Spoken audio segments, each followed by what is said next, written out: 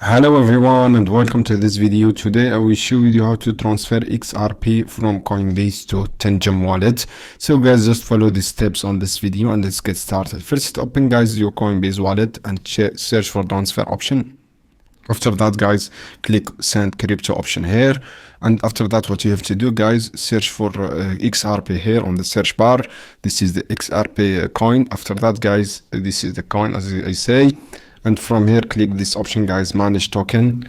After that guys, what you have to do, search for XRP, click this icon XRP, and after that click this one and scan the card by Tangem app.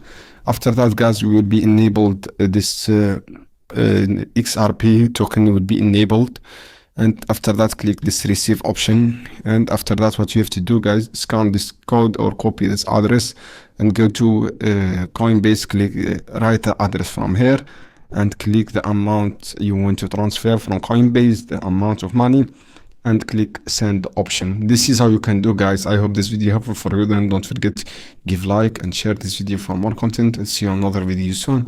Any question guys down below in the comment and I will answer your question as soon as possible.